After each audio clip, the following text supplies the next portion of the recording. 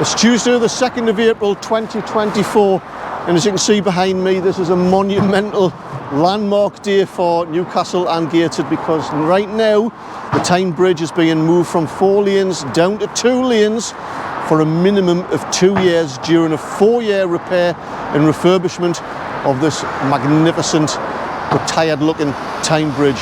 But what exactly is going on with the Tyne Bridge? Why is it all happening? And what effect is it going to be having on you day to day? It's coming up. Welcome back, it's Eddie here from Tyneside Life. If you're new to the channel, I do videos about Geordieland, the Tyneside area, in regards to its history, its culture, and sometimes its football as well. So if that appeals to you, make sure you hit that subscribe button and the bell, so every time I release a new video, you don't miss out, because you'll get a notification. So I'm here today, as you can see behind me, the famous, iconic Tyne Bridge, synonymous with Newcastle, Gateshead and the River Tyne, famous all over the world.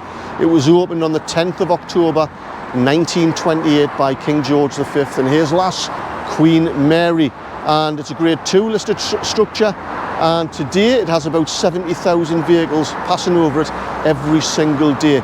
It was designed by the engineering firm Mott, Hay and Anderson and built by Dorman, Long and Co from Middlesbrough, who also went on to build the Sydney Harbour Bridge.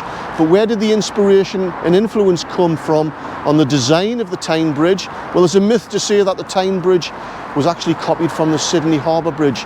And if you want to know what the true story of that is, well, I'm not telling you, because I released a video about the history of the Tyne Bridge just over a year ago. Check it out, you'll find it in my history and culture playlist. And you're guaranteed to have more sex appeal to other people, because you'll have knowledge beyond your wildest dreams if you watch that video. Now, if you're from the local area or have been passing through in recent times, you'll have noticed that the bridge is looking a bit sad and sorry for itself. It's a mess, really. You can visibly see the rust that covers that bridge, and it last had a kind of an upgrade and a refurbishment over 2 decades ago. Now, another survey was carried out by a company called Ayrshire, leading the project in conjunction with Newcastle City Council, Gateshead Council and other stakeholders, to see what the extent of all the problems were in 2022, and it found that there's corroding steel everywhere, peeling paintwork, leaking drains and damaged road and pavement surfaces. They reckon there's about 900 repairs need to be done to the whole lot.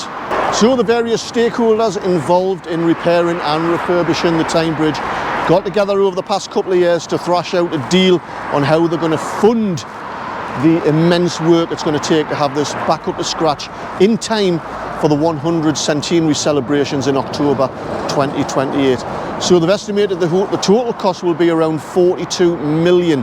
Now, 35 million of that is coming from central government, and in recent months there's been a bit of a to and fro, a bit of a hoo-ha over this money coming from central government. The Newcastle City Council and Gateshead were saying, "How are man, pay up the money, we want to crack on with the work."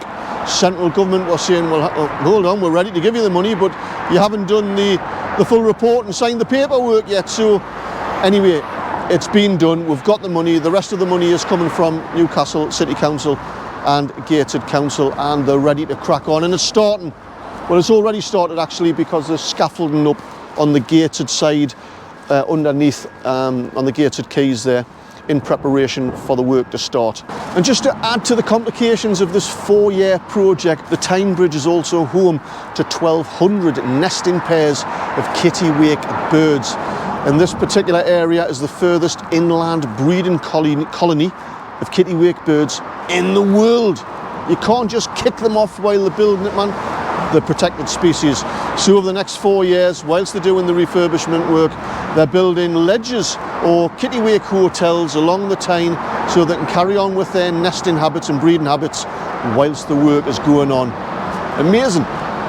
Now, as I said earlier on, during this 4-year refurbishment of the Tyne Bridge, for 2 years, a minimum of 2 years, the Tyne Bridge is going to be closing 2 of its 4 lanes, 1 in either direction, and that's going to cause some massive traffic disruption for people heading into Newcastle and getting to work. So the local authorities have advised people that there could be delays of up to 40 minutes if this is your normal route to and from Newcastle into Gateshead. and they are encouraging you to look for other ways to get into Newcastle. I mean, this is an ideal opportunity if you live close enough, certainly to walk into Newcastle. I think if you live within 5 or 6 miles of your place of work here, it's a great time to cycle into work. It's good for your health, your fitness, and it'll save you a boatload of money as well. But also, you've got public transport and the metro, of course. But if you're a stickler for your car, if you need it, there are other bridges as well. You've got the Redheath Bridge as well. You've got the Scotswood Bridge, the Bladen Bridge, the Newburn Bridge. You've got the Tyne Tunnel as well. So over the next couple of years, at least, you really need to think about the planning of your journey to cross over the River Tyne. I should mention as well that you're going to have the Swing Bridge as well just down there, and you should be prepared because most of these other routes will probably be congested as well. So what is actually happening over the next 4 years? How are these repairs being staged? Well, let me tell you. Well, I put my glasses on. Year 1 is main structural repairs. We're going to fix the drainage. The work on the surfacing reworks will be carried out. Repainting underneath the gated quayside side where the scaffolding currently is. And in August, the scaffolding will be erected on the Newcastle quayside when the Kittiwakes have left. In year 2, we have repairs and repainting on the main span of the bridge, plus repainting underneath the Newcastle side. Year 3 is going to work on the Newcastle side of the approach to the Tyne Bridge, but also paint up to 6 metres of the bridge and install what we call a protection desk above the carriageway to allow the bridge to be painted. And in the last year, year 4, we're going to see the painting of the main arch. We're going to have the scaffolding removed and the road resurfaced, and they're hoping to have that all completed by the summer of 2028. Now, the runners out there might be asking, well, will the Great North Run still be going ahead over these next 4 years? Well, that's been baked in the contingency plans to facilitate the so many big words there, the continuation of the Great North Run is going to go ahead because they're going to make plans so that can still go on. There you go, everything you needed to know about the repair and refurbishment of the Tyne Bridge over the next 4 years. Hope you enjoyed the video. If you did, give us a thumbs up, and please don't forget to watch the Tyne Bridge video. It took us about 3 or 4 days to put together, and you'll absolutely love it. Anyway, I've got to crack on and get a coffee, and I'll see you next time.